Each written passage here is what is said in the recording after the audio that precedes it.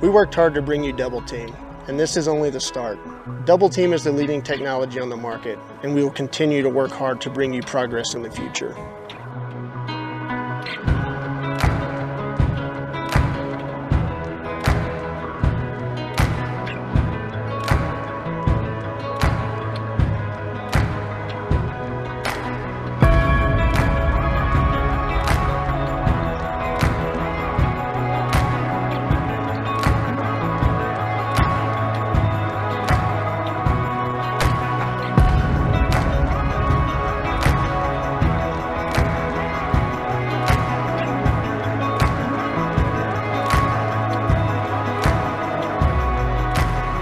I hope everybody's as excited as I am with Double Team technology because sorghum is back. Sorghum is back. Sorghum is back. Sorghum is back. Sorghum is back on my farm.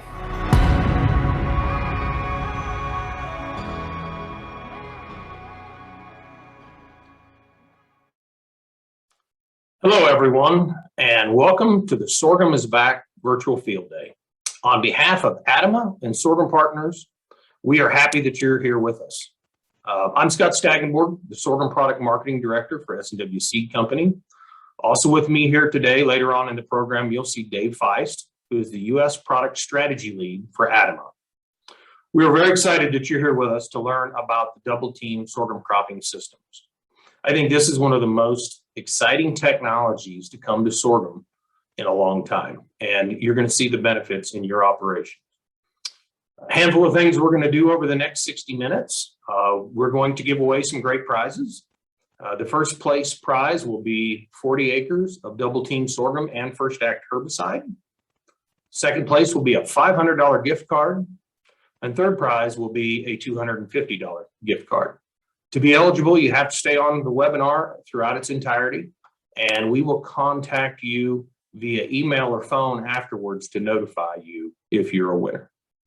What we're going to do today is we're going to show you our video from our live field day demonstration in Idalou, Texas back in September. We are going to have two growers who experienced Double Team on their farms as part of our 2021 pilot program. We are going to be taking your questions as we go. I think many of you are probably familiar with the idea of the question and answer function of a lot of these online webinar software, but you will see a Q&A at the bottom of the screen. Simply type in your question and we will address it sometime during this webinar program. And finally, without any further ado, sit back, relax, and get ready to learn about Double Team sorghum cropping systems.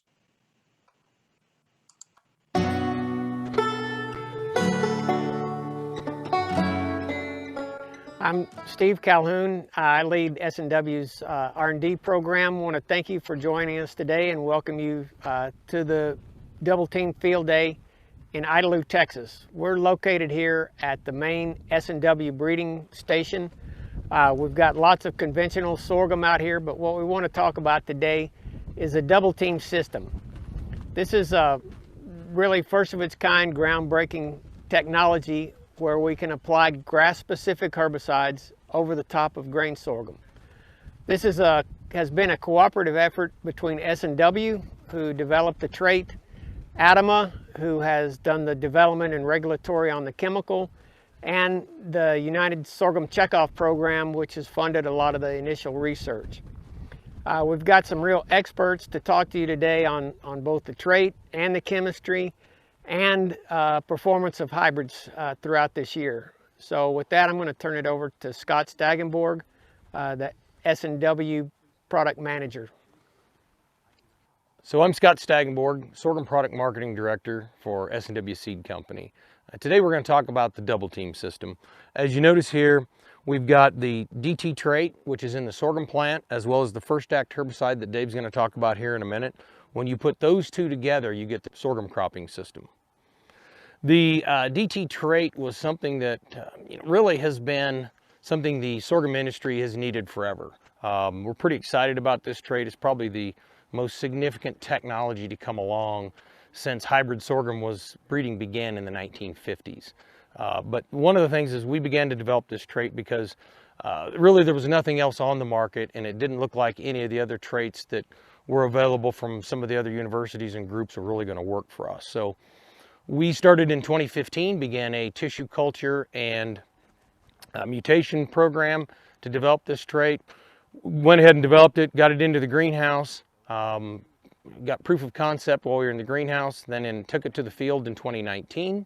2019 was small plots here in Lubbock, as well as some other locations around the sorghum growing area. That gave us some confidence in the fact that we could spray sorghum plants that were different sizes, different genetics, different rates. That confidence helped us then.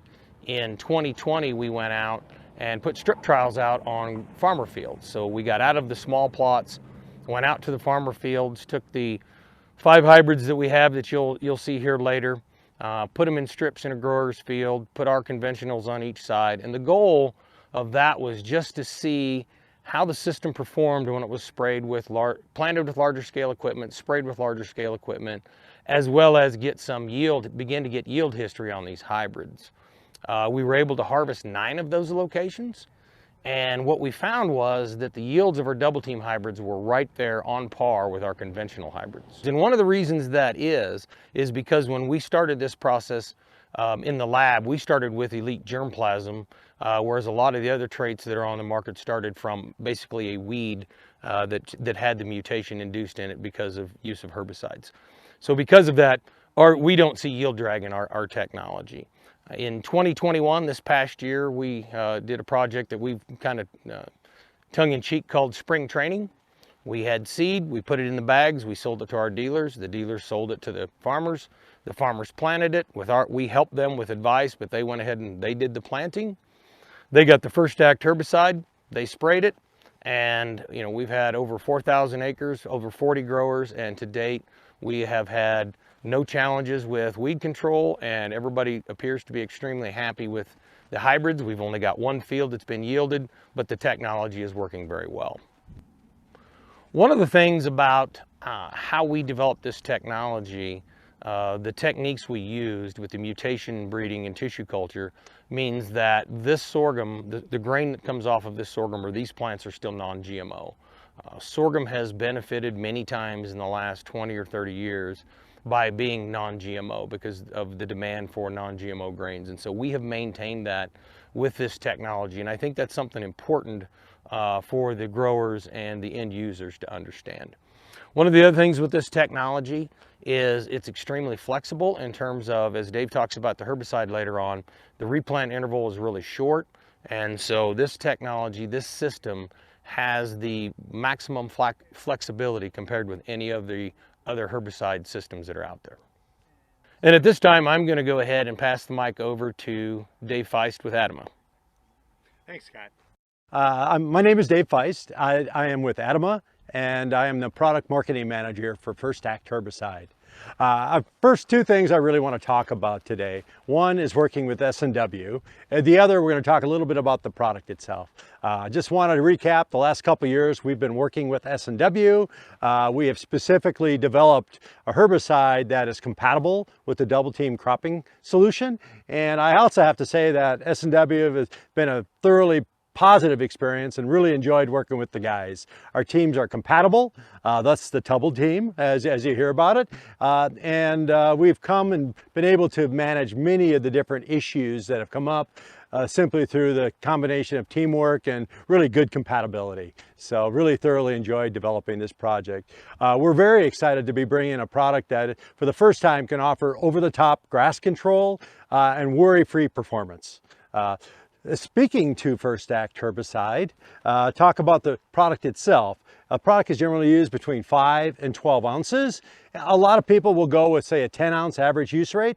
Works very well, covers a very broad spectrum of grass weeds, and keeping in mind that some growers that we've worked with actually compare this to using Roundup over the top for grass control. Has worked really well. I do want to point out that this is a product that's very effective on grass weeds, but does not have any activity on broadleaf weeds. So this product is used at the crop oil concentrate rate, typically 1% per acre. And don't forget that coverage is really key when you use First Act. You want to use 15 gallons per acre of water to make sure all those little droplets hit where they're supposed to. Grasses are small targets, so you want to make sure that you use enough volume and use your right adjuvant, and you will be very happy with the performance of First Act. It's a group of a group 1 herbicide, WACCase inhibitor, which is unlike that of glyphosate resistance or ALS type resistant weeds, which is really important as these are very common today. It targets a very broad range of grass weeds. Difficult weeds that you're used to dealing with, like samber, like volunteer corn, volunteer sorghum, volunteer wheat, really Texas millet, fall panicum, you name it. There's a very broad list that we'd be sitting here for another 5 minutes as I listed them off, and it really won't help either one of us. So, but a very broad spectrum product. The active ingredient in it contains Kazalafop, which is manufactured by Adama. So some of the best practices that you really need to consider when you're using First Act herbicide. This is a technology that's taken many years to develop. We want to make sure that it's preserved so that growers have a useful tool for many years to come. What that involves in is a proper stewardship of the product. This is a unique trait in the fact that the crop contains a resistance gene. Now this crop, it can outcross with other grass weeds such as shattercane or Johnson grass. So it's very important that you don't let that happen, because then the trait, which is so effective in the crop, is transferred to the weed, which makes it so it's effectively not controlled by the herbicide. So really critical to ensure that your fields are clean and that you don't have any weeds that will cross-pollinate, thus leading to resistant weeds in the year after. So a couple practices that we recommend in using First Act on double team sorghum. One, always start with a clean field. Don't let the green matter build up out there. Two, use a pre-emergence herbicide. A herbicide such as metolachlor or acetochlor-based products such as Parallel herbicide, Parallel Plus are products that work very well to help with both the broadleaf weed species like Amaranthus, but also help suppress and provide residual for the grass weeds out there, and preparing yourself for applications. So when it comes to application timing with First Act herbicide, you want to start generally with a broadleaf herbicide before using First Act, and that's applied post-emergence 2 to 3 leaf stage. Again, that's following a pre-emergence product that was put on at planting, as I've identified earlier.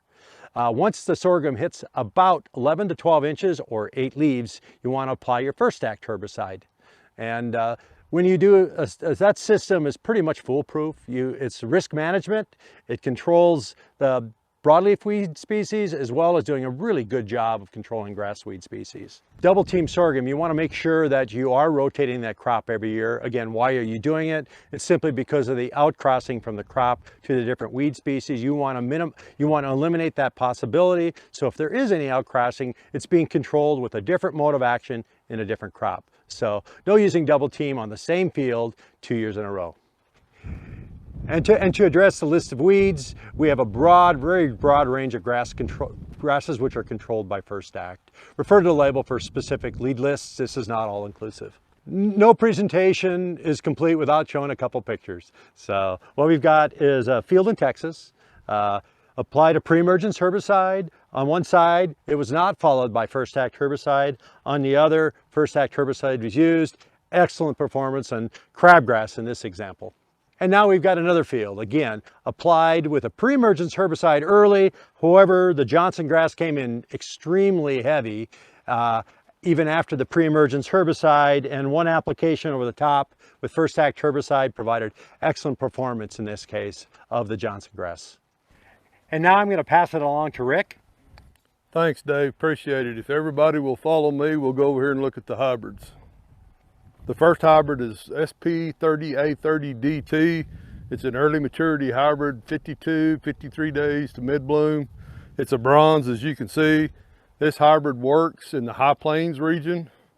So basically from the Texas Panhandle west, and it goes north up all the way up into South Dakota. The next hybrid is SP31CO6. It is a cream. It's an early maturity hybrid. Basically the same maturity as our 3830, 52 to 53 days to mid-bloom.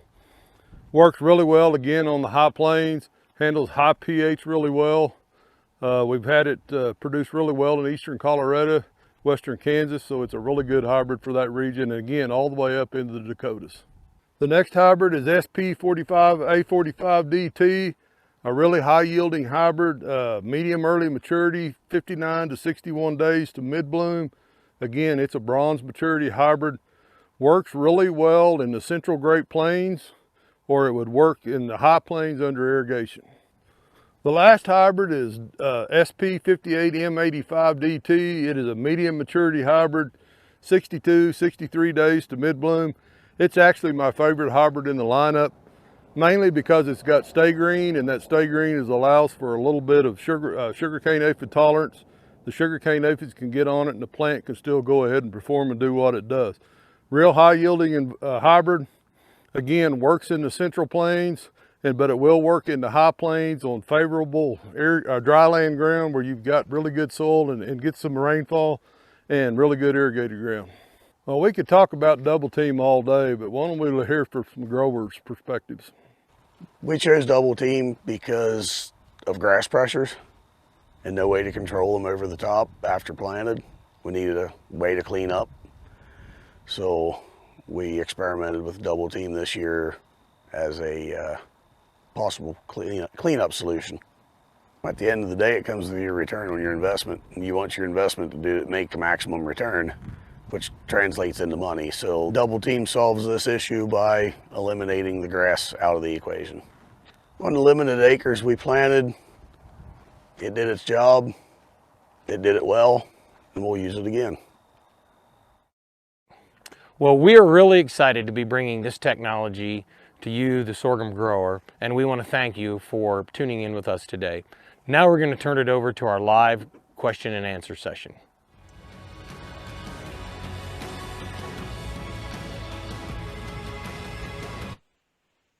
Okay, at this time, we are going to take a couple of the questions that have come through on the question and answer function here. And Dave, the first one is actually for you.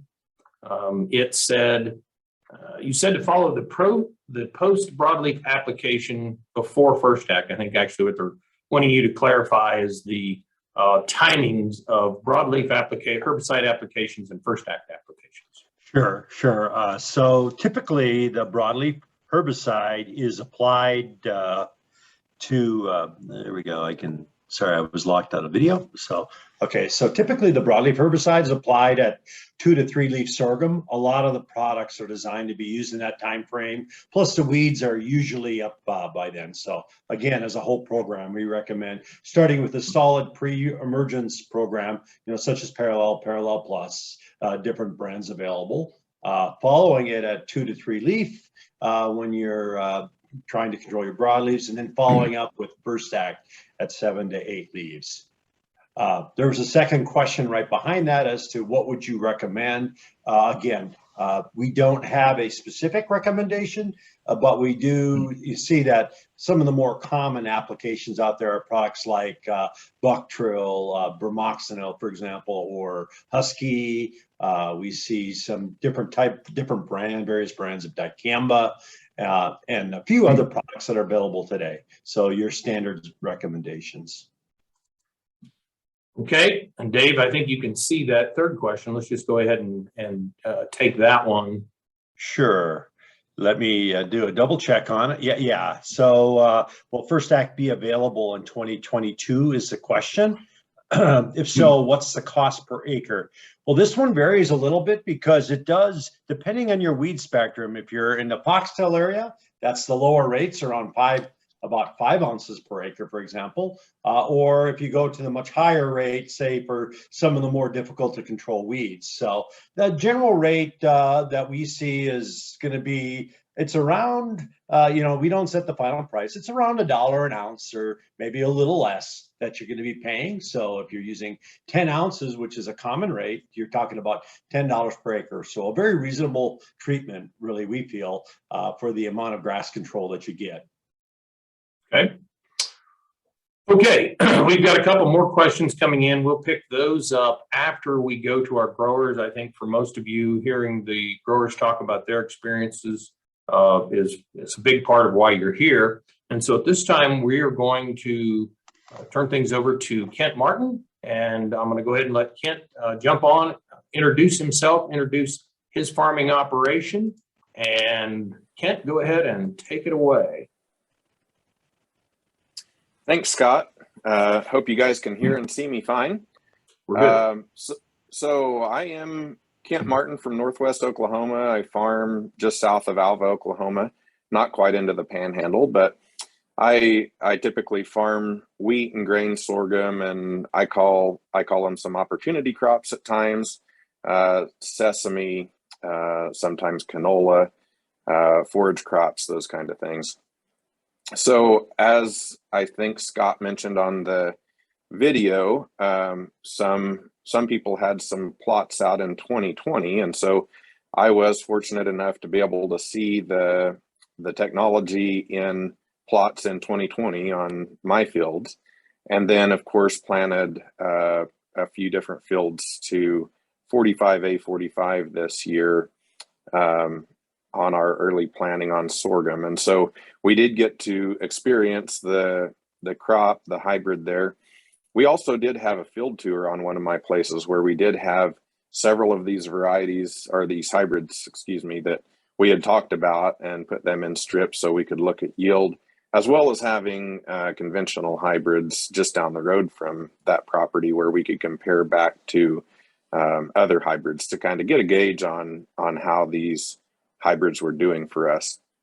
I think my experience has been very positive. I've been involved in sorghum leadership and have been waiting for this to come for a long time, and to see the quality of product and how those hybrids work and how they yield has been very exciting for me, and definitely looking forward to see where this goes as we continue down this path of herbicide tolerant grain sorghum. So what were your problem weeds? What weeds did you target or were most interested in controlling when you started in 2021? Yeah, so really two different buckets, I guess I would put that in. On our early planted sorghum, which I should specify that I will, with the opportunity, I will put in double crop sorghum at times behind wheat. But then most of my sorghum is April planted sorghum. And in that scenario, we typically have a lot of crabgrass problems. It's the biggest issue that I have in Northwest Oklahoma is crabgrass competition. And then of course we have the range of other annual weeds, foxtail, we have Johnson grass, barnyard grass, just a variety. But if I could pick two, it would be crabgrass and Johnson grass.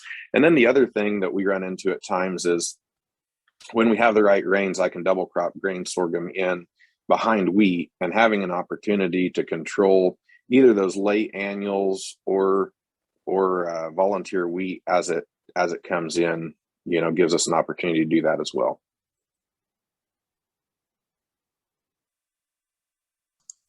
Okay, and I think you may have mentioned it, your plans for double team in 2022.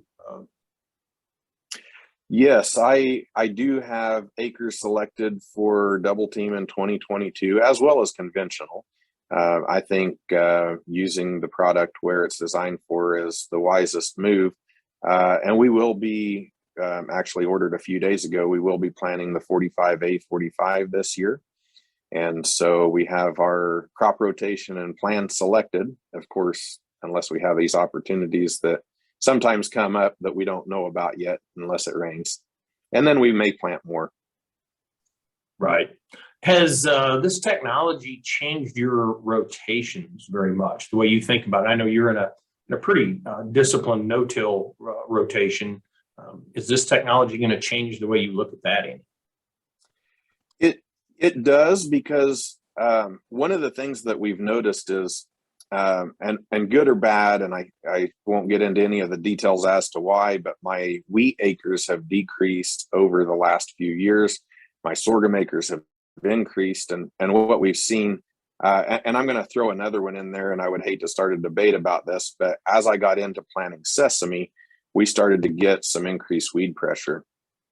And so having those summer weeds come in stronger has caused me to step back and say, well, I need to beef up my wheat portion of the rotation for residue and competition, and having these fields out of a summer crop for a while to get those summer weeds under control. And so as I look at how I plan that out for the future, I now have a greater comfort level that I can control those grassy weeds. And to be quite honest, we can do a good job with our broadleaf weeds for the most part in my area. I know some areas have greater struggles with that than others, but if we can get good activation of our pre-emerge herbicides and take care of those, then that's no longer a concern. Now I know I can take care of the grassy weeds. And so it gives me the chance to have a more consistent rotation with sorghum included in the rotation, rather than saying I have to pull those acres out into wheat more frequently to get a handle on those summer weeds. Okay, yeah, good point. Okay, I'm sitting here. Does anyone have any questions specific for Kent? I'm looking at the Q&A box here on my screen. I'm not seeing any directed necessarily at you. You had some double crop double team this year. One of the questions was, what about double crop sorghum? I have a problem with volunteer wheat. Will First Act control volunteer wheat? Did you experience that this year? We did do a double crop double team field. It's a lot of doubles in there, but a lot of times I can canopy and really compete with the volunteer wheat, but at times I can't. And so we did see a very clean field in terms of volunteer wheat control. And so I think the thing that was mentioned on the video that I would really point out and I would stress extremely, extremely hard is that if you're using this technology, regardless of if it's early or as a double crop, but especially as a double crop, we have to have those fields clean. And I think the reason for that is if we don't start off clean and have good activation of pre-emerge herbicides, then these weeds can really take off and grow fast. And so we have to have the opportunity for early season competition prior to our ability to spray the First Act herbicide. Well, with volunteer wheat, that's an easy one, because it's going to grow relatively slow as we compete with it up until we can put the First Act herbicide on. But then if we get to a crabgrass or a sandbur that is highly competitive and grows fast, we really have to be clean, very clean, so that we get that early season sorghum competition, and then we can take them out at that 11-inch growth time period. Okay. I got one here that came on. It didn't say it was specifically for you, but I'm going to go ahead and ask it of you, and this is a bit of a risk. Any negatives using the double team system? So okay, so what I'll do to answer that question is I'll step back a year or a year and a half before I had really seen the results. My biggest concern was these hybrids are new numbers. I don't know the new numbers. I don't know how they perform. Well, so I feel more comfortable with the answer to that question. And I say that because I expect that's what's going through the mind of the person who asked the question. That's one of the reasons I wanted to participate in the trial where we compared these yields just down the road from a conventional hybrid. And so I'm very, very comfortable. In fact, I had a little higher than average yield on that particular field and higher than I was expecting. And so that was very positive. So I'm not seeing a yield drag. I think probably the biggest negative that I can think, if I'm going to give you a true negative answer, Scott, brace yourself.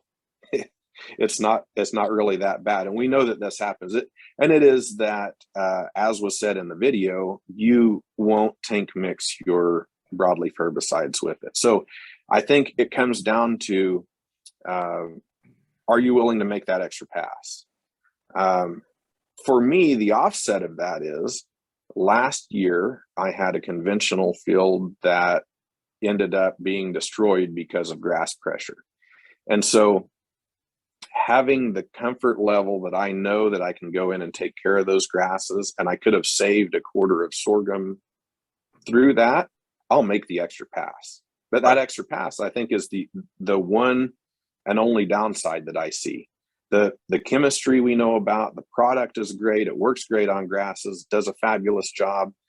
I think if there was a second one, it is that, and I want to say this real quick, Scott, and I hope I'm not taking too much time for the question, but a lot of people and a lot of growers don't understand how the herbicide chemistry really works on the plant, because it's, I call it kind of a stealthy type death. You know, Right. It gets that growing point.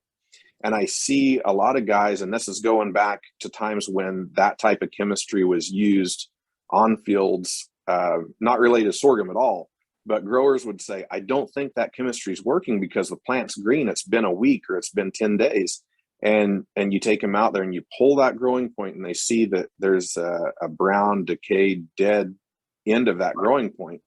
And so I would say that now just to say, if you spray it, you want to know if it's doing its job, go grab a hold of that crabgrass plant or foxtail or whatever it is, pull that growing point. And if you see that dead, decayed end on that growing point, then you know the product's working and you know that that grass plant is on its way to death. It's just going to take some time.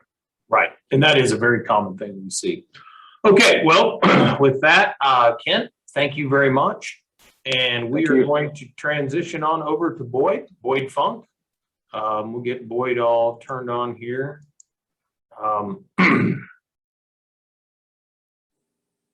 Boyd, you with us? Yeah, I am. There we go. Oh, there we go. Okay. There you go. Am I on? You are. Go ahead. You can introduce I'm Boyd Funk, and I am a farmer in Southwest Kansas, North Garden City. And I, this past year, I grew a quarter of double team sorghum. The 3830 is what they gave me, and it was a quarter that I would have planted it to corn if I would have got this sorghum, because the Johnson grass was so bad. And that's usually what we do. If we have grass pressure, we plant corn. But this year I planted that quarter of 3830 and it did very well. It's a little shorter season than what I normally plant. And I've actually ordered 5885 for next year, which would be more the day length that we normally plant. But the 3830 did very well. And it was, again, I want to stress that you use the regular pre-plant stuff that you normally do. And then we sprayed the double team at 11 inches or 12 inches tall, like about the time you're supposed to do it. And there was just no Johnson grass. And the sandburrs, the little foxtail grasses. I mean, the field was incredibly clean. But then later, 2 weeks later, we went back and sprayed broadleaf herbicide after that to get some devil's claw and some things that we wanted to get for the broadleaf side. But it was an excellent experience. It was very clean. Yeah, related to that, and I know when I was there and we were looking at your field, you made the comment, you commented on it at the beginning. It sounds like this technology could change your rotation. I don't know what your typical rotation is, whether it's, wheat and then corn, or wheat and sorghum and then corn, or how the exact rotation. But it sounds like this technology could alter that significantly in the future. Yeah, one of the things that this ACCA chemistry does is kill volunteer Roundup Ready corn. And there are years when we have, if you've dropped a lot of ears and on irrigated corn, or that you want to go back, and that's difficult to handle. Well, with going back to sorghum and spraying that volunteer corn out, is going to open up some rotation stuff for us that could be real valuable. Yeah, I got a question that just came in that I think is directed toward you. Do you have any concerns with killing any volunteer double team sorghum in that field next year? So the field in 2021 that you had planted to double team, what is it going to be planted to this year? And, you know, do you have any concerns about controlling that? And again, that's an important part of our stewardship program. So that's a really good question. Yeah, no, and I don't have any, because we're going to rotate that into wheat next year. It'll be a summer fallow field, you know, and most of that on a dryland rotation here. I mean, it's a, you know, wheat, sorghum, fallow is the old rotation that is kind of the standard. People will put corn and milo back to back a little bit, but there's enough rotation. But the trouble is with Johnson grass and some of those hard to kill grasses, and even those large seeded annuals, the sandbur and things that, you know, you can control them in the summer fallow year, you can control them in the wheat year, but if you went to sorghum, they just kept getting worse and kept getting worse. And I mean, to me, if we can control that Johnson grass and shatter cane during the sorghum year, I mean, it's just going to help us so much with the seed bank and the weed pressure down the road. I mean, it's a great technology. It's just what we need in this part of Western Kansas and the dryland areas. And let's see, you only made one first act application. You didn't have to make a second. No. Of course, the Johnson grass, you know, it was gone.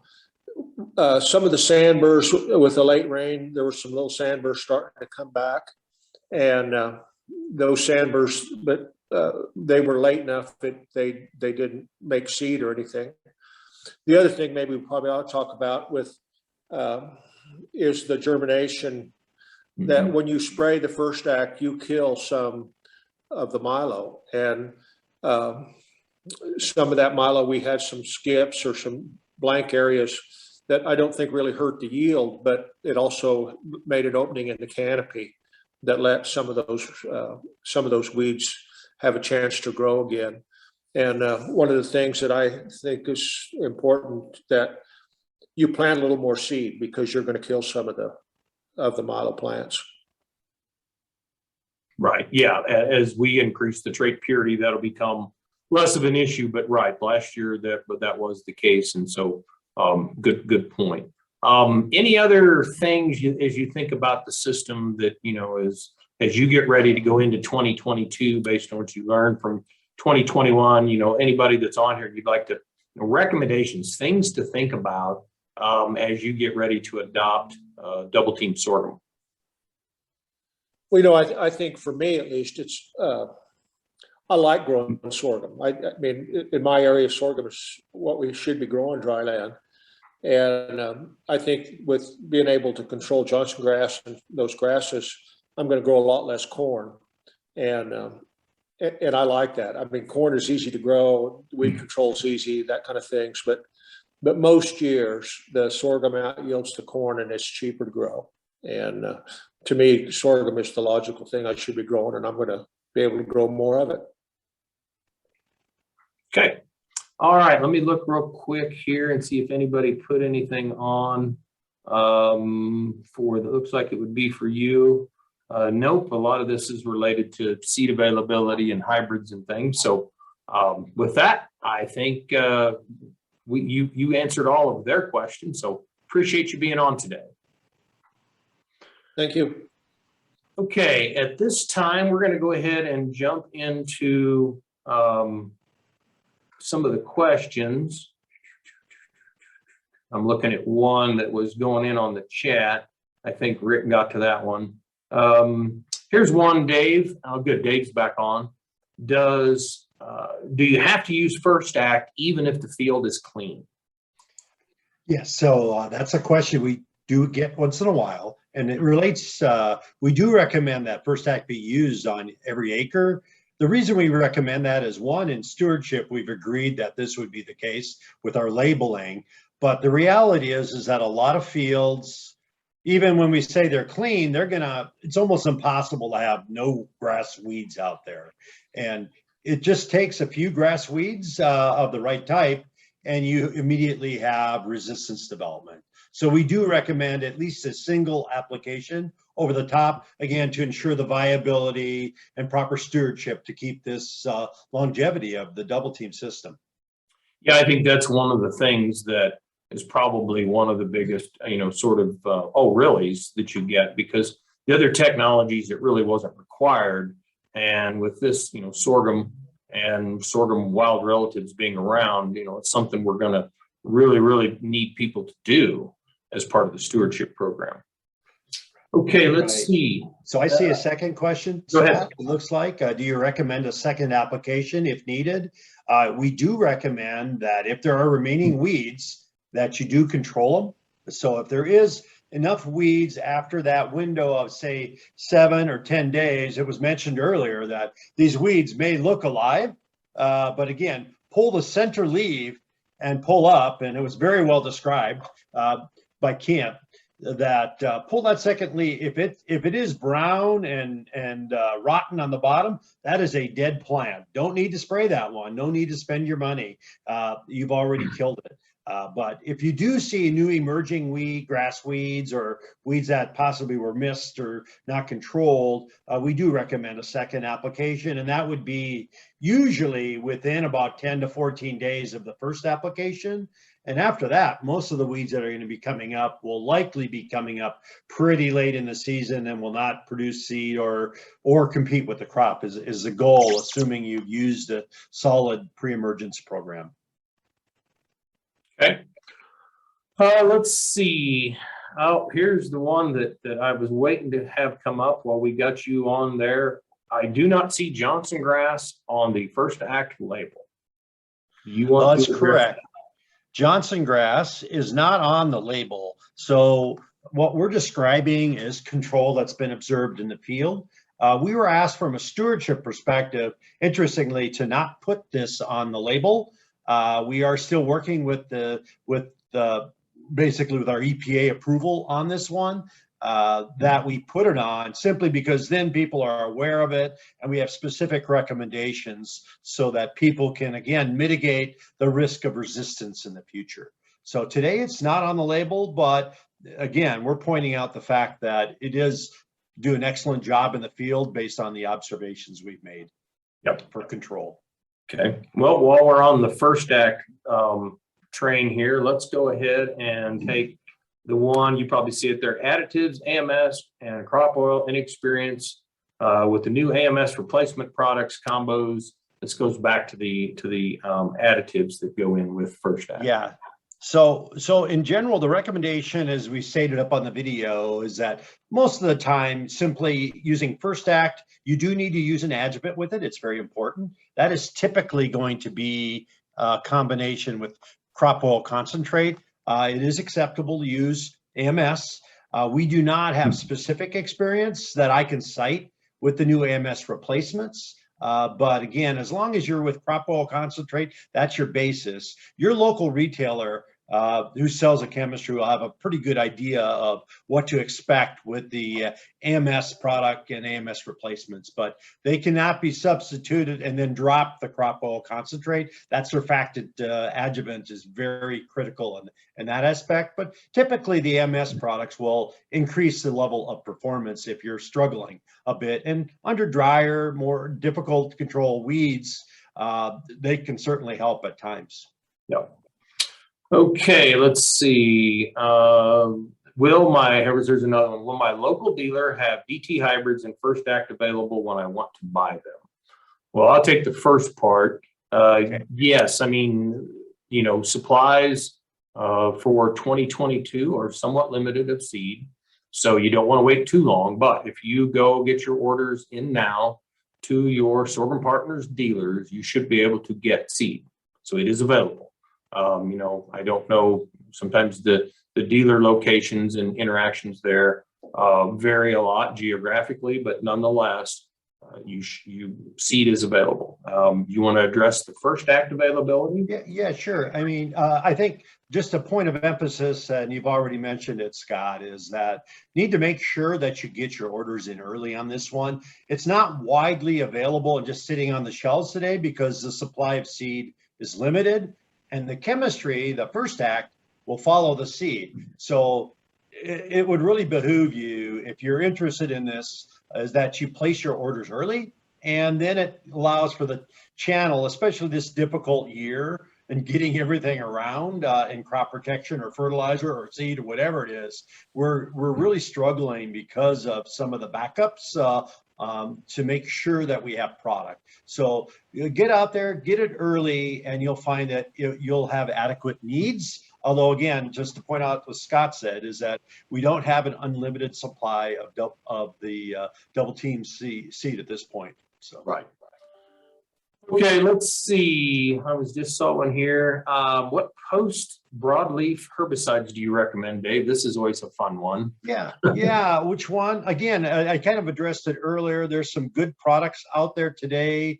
Buckturl is a brand. We'll be bringing some new brands shortly to the marketplace, but there's a number of choices out there today. This does not require a specific recommendation. One way to sometimes eliminate an application, if you don't have a lot of broadleaves, some people, if their rotations allow, will use atrazine in combination with parallel. That many times that will give you adequate control of broadleaf weeds under lighter pressures as well. Something to consider.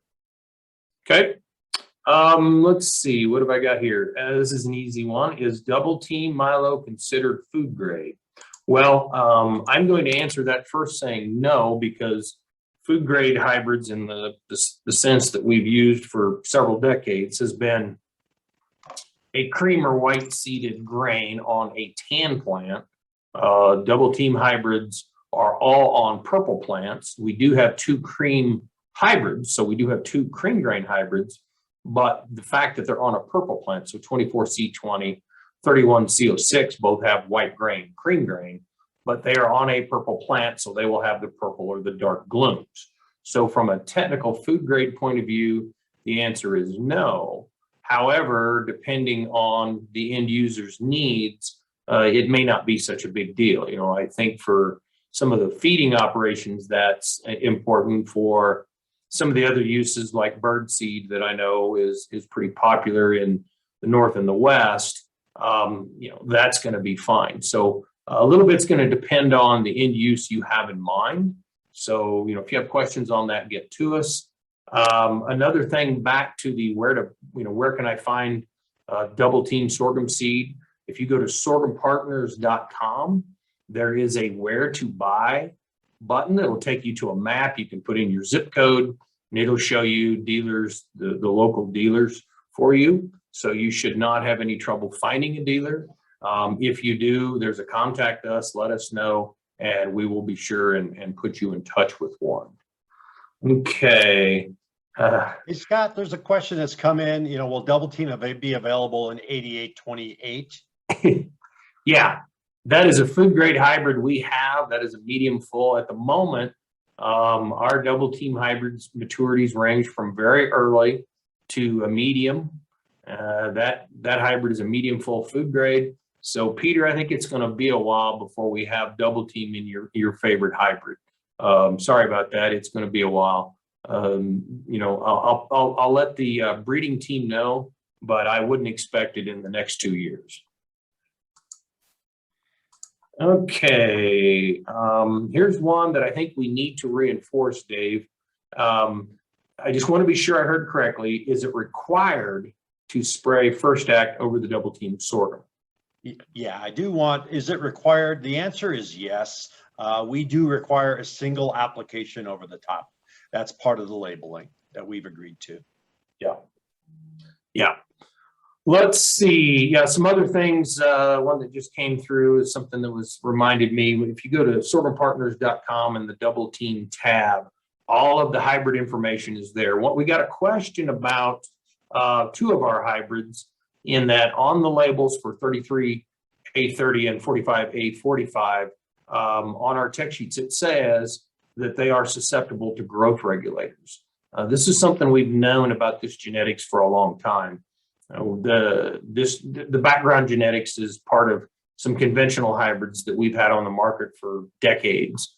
And we know that they are susceptible to the growth regulator herbicide. So your dicambas and your 2,4-Ds or your phenoxy types. That doesn't mean it's going to kill them. It doesn't mean it's going to stun them or cause significant damage. You do need to be careful with them. Make sure it's not too big. The rates are too high.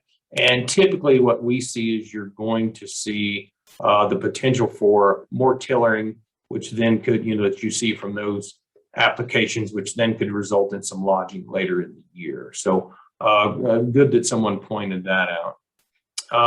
Got a question here that came through the chat on row spacings. How is that going to help with the double team first act? Well, we all know, and both Kent and Boyd both talked about how shading competition is a really big deal. The fact that 3 or 4 out of the 5 hybrids are very earlies or medium earlies, we recommend planting those types of hybrids, conventional or double team, in narrow row systems because they're a shorter statured plant. They grow really quickly. And so if you go to a narrower row, a 15-inch row or a 20-inch row spacing, you really increase the amount of competition that the sorghum provides to keep weeds out. And so what that may do in some environments may eliminate that need for a second spraying. So I'm always a big fan of narrow rows in sorghum.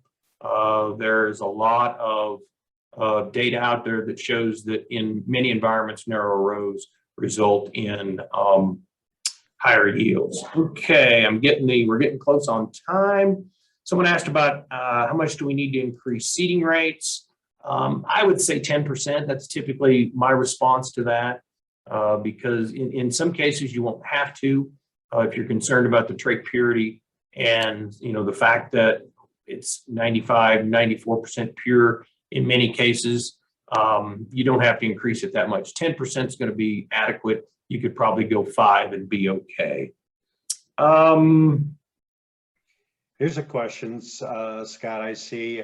So if I understand, First Act cannot be ordered until double team sorghum has been placed. No, actually, you can order your double team or order your First Act herbicide anytime. It's just that many of our customers right now are that we sell to retailers are waiting to see where the seed is in order for them to stock and make sure they have the product there. But I would encourage you to place your orders early. That way they know that they're going to need to be able to stock First Act. Again, in these early years where there's limited availability, it takes them a little time to get the product in that they're not stocking it if they're not aware of the seed. So I'd encourage you to get your orders in early, and that will help everybody get everything lined up. Yeah, good point. Let me take a couple of quick, easy ones. How many seed per bag? Yes, good question brought up. I was going to touch on that earlier and got into getting the growers on. So double team sorghum will be sold in a 600 seed count bag. Again, that's a deviation from the past. It's not just 50 pounds. It will be treated with a fully loaded package. This year, everything will have the same seed treatment, so that'll be a safener. Plus, we're putting on the highest labeled rate of Cruiser. The normal use rate for Cruiser on grain sorghum, the conventional sorghum, is 5.8 ounces per hundredweight. The label allows to go up to 7. We will be putting that 7 on to give you extra control of insects. There's a question, will the purity be listed on the bag? To my knowledge, that is not the case. We will get back with you on that one. That is a good question. And the seed treatment, the other thing that I haven't mentioned is the seed treatment will be blue, so that if you get out there and you get concerned over which bag is which field needs to go where, just look for the blue seed. That means that it's double team if it's in a Sorghum Partners bag. We did that with the idea of hoping to eliminate confusion in the field at planting time and not get a conventional mixed up with the double team, and then we get First Act applied on the wrong field, and we know that would be bad. Let's see. Oh, another one here that's a good one to answer. I was told that Double Team could only be delivered to feed yards and ethanol plants and not to the elevator. You know, that was true in 2021. In 2021, grain channeling was required. In this 2022 crop, grain channeling will not be required. So you should be able to deliver your sorghum off of the Double Team fields anywhere you want. Let's see, I've got one more. I see two questions on. Yep, go ahead. Okay, so what is the use rate of First Act for the second application? I'll indicate that that's really no different than our response to what is the rate for the first application. Look at your weed complex and decide. The rate varies between 5 and 12 ounces. Again, a lot of people will be spraying, you know, 8 to 10 to 12 ounces, but it does really depend on your grass weed spectrum. This is all identified in our label and on our websites. Yeah, sorry. And I think you mentioned the total for the year a couple of times of 21 ounces. Correct. That's correct. And here's another question. Is it okay to plant Double Team sorghum on a field with Johnson grass? Yes, it's acceptable to plant. Typically, there's a full spectrum of grass species, and just because it's not specifically mentioned on the label doesn't mean that it's not allowed to be treated at the end of the day. Right. Yeah, and this question came up last year a lot with growers we were saying, you know, you can't plant Double Team in the same field 2 years in a row, and we needed to be more specific for that exact example. You can't plant Double Team on the same acre 2 years in a row. So in that scenario where you split a field, you can do it. There is a little bit of a risk when you do that, but the true nature of the stewardship, and, you know, correct me if I'm wrong, is that on a given acre, you can't have Double Team 2 years in a row. You can have conventional sorghum after it, but not 2 years in a row of Double Team in the same spot. Okay. Here I see another one on the herbicide side, in that can Lumax be used on Double Team sorghum? Yeah, there's as long as it's used and tolerant on your current sorghum, conventional sorghum, there's no issues with using Lumax, using it pre-plant. Again, it relates, there's no interaction of the two herbicides. So you're okay to spray what you're currently spraying or what you choose to spray. We have no known interactions other than being cautious on adding the broadleaf and the grass products together, where you can antagonize the grass weed control. Yeah. So, okay, one last reminder I got from our side is that there will be a technology use agreement with Double Team, just like many of the other technologies used in other crops. We don't have the current agreement for 2022 up yet, but we will soon, and that is all being managed through Accelerate. I'm sure many people who have grown, traded, you know, corn, soybeans, cotton, other crops that require technology use agreements are familiar with Accelerate, probably have accounts on there already, but that is something that, you know, we will be doing going forward.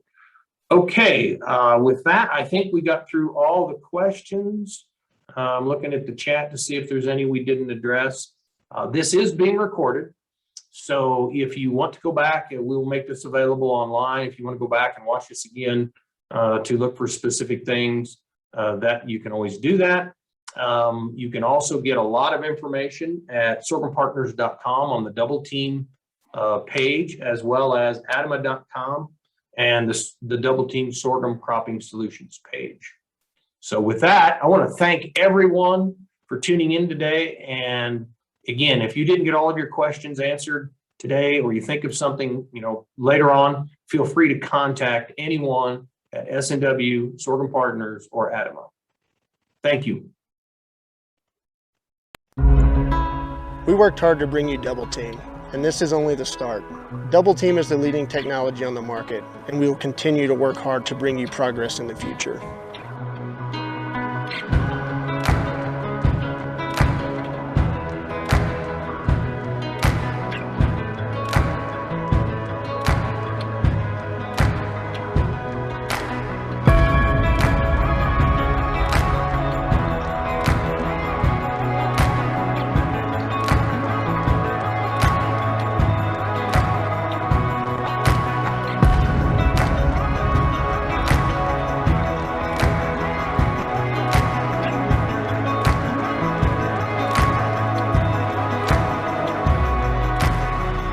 everybody's as excited as I am with Double Team technology because sorghum is back.